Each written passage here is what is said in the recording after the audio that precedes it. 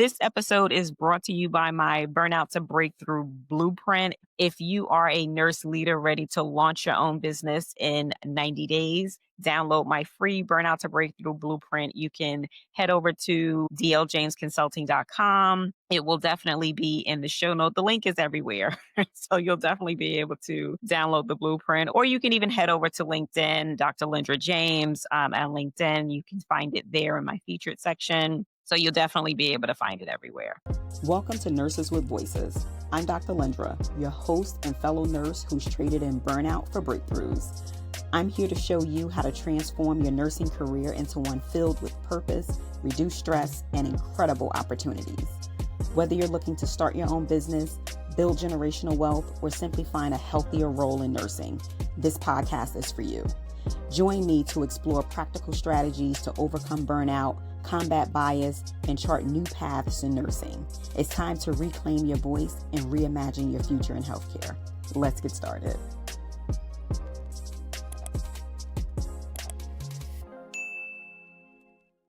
Welcome back to another episode of Nurses with Voices. I'm Dr. Lendra. This episode is brought to you by my Burnout to Breakthrough Blueprint. If you are a nurse leader ready to launch your own business in 90 days, download my free Burnout to Breakthrough Blueprint. You can find it in the show notes. You can head over to my LinkedIn, Dr. Lendra James, or at dljamesconsulting.com. Before we get into today's episode, I have some exciting news that I wanted to share. So here at Nurses with Voices, we love highlighting the incredible work you're doing as nurses and healthcare leaders. Maybe you've written a book, or maybe you've launched a new service, or you've just built something that can inspire the community. We're opening up opportunities for you to showcase your brand or project right here on Nurses with Voices. So I'm excited about that. If you're interested in having your work featured, and especially as our upcoming Arthur series, email us at nurseswithvoicespodcast.com. We'd love to hear from you. Last week, I walked you through the Burnout to Breakthrough Blueprint. And today, we're going to talk about the myths behind the risk of starting a business. Because too many nurses stop before they even start. People say that starting a business is risky. But you know what else is risky? Staying stuck. Right? Whether it's in burnout, whether it's trading your health for a paycheck, wasting years in broken systems that doesn't value you. Let that sink in for a second. Let's look at the real fear here. We have the fear of losing stability. You have the fear of losing money. You have the fear of failing in front of others. We're afraid that, oh my God, people are going to know that I failed. So what? As quick as they know that you failed, as quick as they forget it.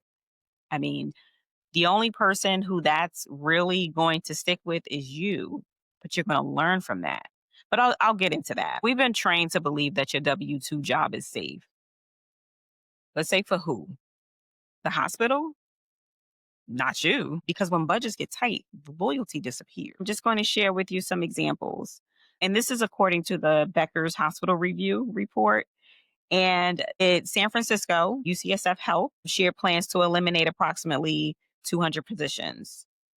Los Angeles-based Prospect Medical Holdings shared plans to lay off 125 employees. Arkansas Valley Regional Medical Center shared plans to lay off 5% of its workforce. Nashville, Tennessee-based Vanderbilt University Medical Center shared plans to lay off up to 650 employees. And the list just goes on and on. In August, a number of hospitals and health systems are reducing their workforces or jobs amid financial and operational challenges. The Children's Hospital Los Angeles plans to reduce its workforce as part of a strategic realignment affecting about 5.8% of its workforce. Durham, North Carolina-based Duke University shared plans to lay off 599 employees. Cleveland-based Metro Health is laying off 125 employees. Children's National Hospital in Washington, D.C. laid off 70 staff members in non-clinical positions, primarily affecting those in leadership and administrative supportive roles. Oakland, California-based Kaiser Permanente to lay off 42 nurses at 2 outpatient clinics in San Rafael and Petaluma, California. Memphis, Tennessee-based Methodist Healthcare shared plans to cut about 161 jobs, or roughly 1% of its 12,000 person workforce. I can go on and on. Let's ask the 300,000 women of color who just lost their jobs, right? Just ask the hospitals that I just named, these employees that have all the lost or are about to lose their jobs. So a W 2 is no longer safe. I don't share this information to make, to cause any fear. I just share this to show you that the risk of staying versus the risk of what you can do with starting your own, especially right now with AI, right? So you have a great solution that's already inside of you, and you need to just bring it out and you can enhance it with the use of AI. And I share this not to scare you. I share this because we talk about risk and fear, but a W-2 is no longer safe. I share this to show you the comparison when we feel like, oh, well, our W-2 is safe. Is it? Is really to give you some food for thought. And I hear these myths and I just wanted to break them down. How about a business is less stable than a job? Okay, so the truth, your job can disappear overnight, but your business is yours. And you can diversify, you can refine it, you can evolve it. It's yours. As opposed to the hospital positions that I just named, you have no control over that. When you have your business, you have control over how you can diversify, what your next steps is going to be, what your expansion is going to be. You're the one now, making the cuts where you need to make the cuts. You get it? There's another myth is I'll have to risk everything. Smart entrepreneurs start small. Can you give it 10 hours a week? One offer, one client, right? And that's all you really need to start a business. You're making an offer, someone's accepted, now you're a business owner. I'm simplifying it. And I do this because sometimes we feel like we have to start with these big buildings or we gotta go renovate these entire suites. And we see these things on social media, have how people have started their businesses and they got these big, beautiful establishments. You don't know where they started from, and they probably started in their home office. I know one who I remember she started we started our IV hydration businesses together. She started off working in she had 2 rooms in a nail salon. And then she progressed as time went on and she had started partnering with weight loss businesses and things of that nature. But the point is, you don't have to bet the farm on trying to start a business, right? You can start small. And I think that's what a lot of people don't realize. So you don't have to go get these big establishments, do these huge renovations, get a huge suite. You can rent a space from someone. You don't have to get this huge overhead cost to start a business. When we talk about starting small, it's just you. It's however many hours you can give your business a week. I think I said last week, I had one offer, IV hydration at this price, and I come to you, right? And that's what it is. It's really about starting small, and from there, you refine it. Don't go feeling like you have to start with this big, huge place and get a bunch of employees. And you don't do that. Start off with it just being you, then refine your process. And another myth that I want you to think about is failure means you're not cut out for it. And I think some of that is imposter syndrome, right? But we'll go into imposter syndrome another day. What I do want to say is that failure is data. And I don't know if we think about that. You test, you tweak, and you refine. And that's how you build. You build with from testing, tweaking, and refining. I mean, that's really it. And I'll give you an example of the wellness business. So when we first started expanding the wellness business and when I brought on independent contractors, I knew that I couldn't do all the business anymore because we operate in 2 states. So I started off in one state. And then in order to expand into the next state, I needed to come into the next state, which meant I needed to hire people so that they can continue to run business in my original state. And in doing so, I hired independent contractors. But guess what? Even with that, I had to refine and tweak the process. So now we have a better process for when we hire our independent contractors. So even with the onboarding, for example, the more I onboarded people, the more I tweaked the process. I didn't stop and say, oh, no, this isn't for me. I don't need to have independent contractors because the onboarding process isn't right. No, you take that information or you take that process the way it went and you refine it for the next time. And then you tweak whatever you need to tweak. And that's just like one example of refinement and how you make it work. Or let's give an entirely different example. Let's think of it from another way. If you launch something and no one buys it, okay, go back and see why no one bought it. What was the messaging like? Was it something that people wanted? So there's always a way to refine and tweak and see what happened. So and look at the data so that you can relaunch the same thing but now you know how to message it. Now you know what people want with it. Now you know how to make it make sense. So it's never failure. It's not failure. It's making it make sense so people can know that they need this service. And this is why the 90-day launch plan in the blueprint is so powerful because it shows you how to test without burning out and without betting the farm. You want to do it smart, not scared but smart, right? You want to do it smart, not scared, but smart. And there's a difference. So when you think about those three myths that you probably hear all the time, or you probably tell yourself, think about the blueprint. Or that's another reason why you want to download the blueprint so that you can really see how I've simplified the business launch process. Let's walk through how you can de risk your business journey. One, get a mentor or coach, right? So that's the foundation. That goes without saying. Get a mentor or coach. Please do not try to masterclass your way. And I was talking about this with a client recently who was talking about their family member who wants to start a business. And this is something that I've said before. You can't Google your way to everything or to starting a business, right? Certain things you need guidance for.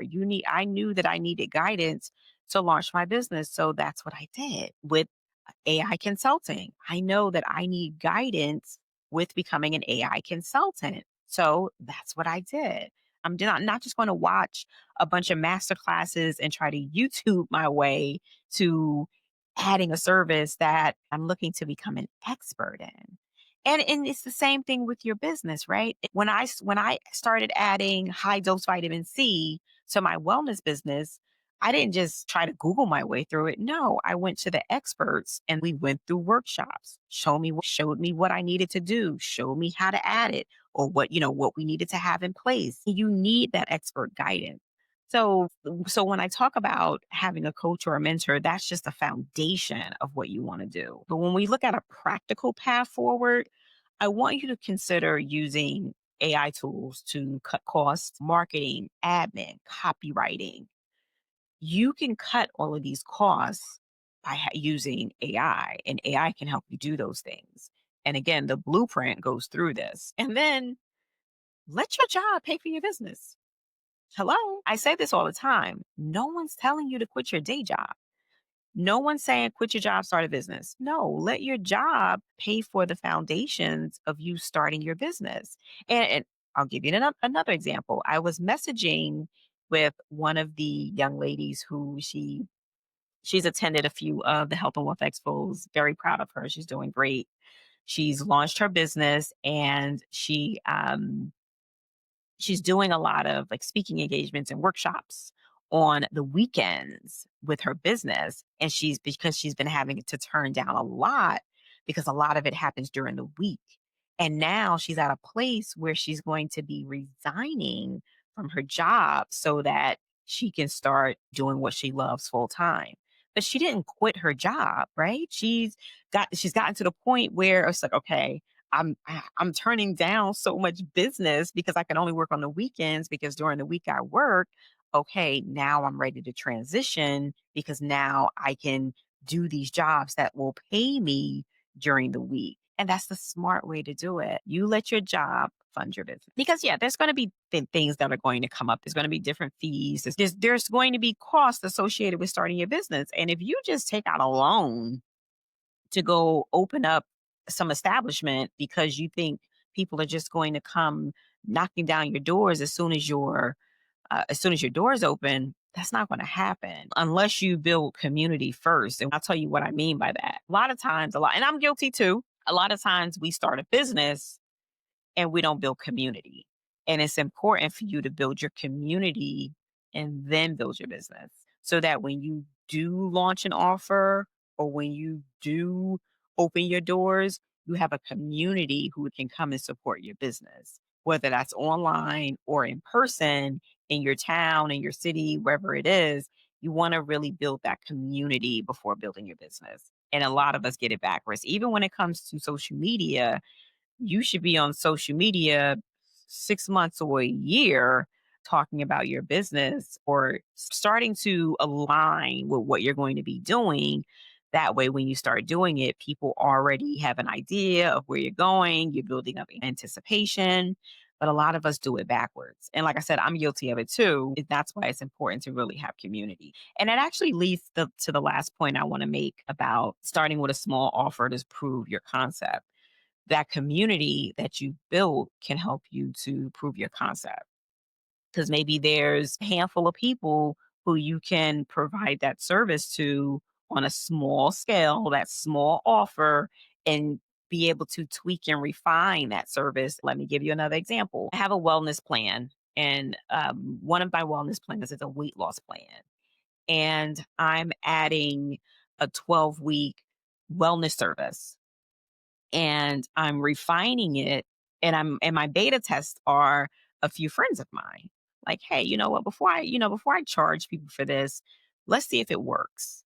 Right. Because I don't want to charge people for it. So before I charge people for it, I'm offering it to a few friends of mine. I'm considering offering it to a couple of my clients as well who are already so I can have like a beta test, right? And for free. And more to come with that. You guys will see how that goes. But the point is, it's going to help me give me proof of concept, right? When I get their responses, their feedback, their testimonials, their results, it's going to be able to give me proof of concept. As we wrap up, I want to just say that business isn't the risk. Staying stuck is the risk. Staying silent is the risk. And betting against yourself, that's the risk. You can download my Burnout to Business blueprint at dljamesconsulting.com, or you can head over to my LinkedIn profile at Dr. Lendra. I know last week I mentioned that you can also download it at drlendraspeaks.com. It's in the footer on that page, but it's like I said, it's several places. If you follow me, you'll definitely be able to download the blueprint. The link will definitely be in the show notes. I want to just say that the blueprint is a roadmap to launch without overwhelm. And I truly believe that you'll get value out of it. So I'm excited about our upcoming Arthur showcase that we're going to be doing. So don't forget to email info@nurseswithvoicespodcast.com if you're interested. And the link for that will be in the show notes as well. So listen, make sure that you check back for more. If you enjoyed what you heard today, make sure that you like, comment, and subscribe. Follow me along with this 90-day journey with talking about AI. I know I didn't talk about AI too much today. Today was really I wanted to debunk a lot of the myths about starting a business and how risky it could be. Make sure that you stay tuned next week for the next episode of Nurses with Voices. And until next time, make sure that you stay educated, stay inspired, and stay impacted.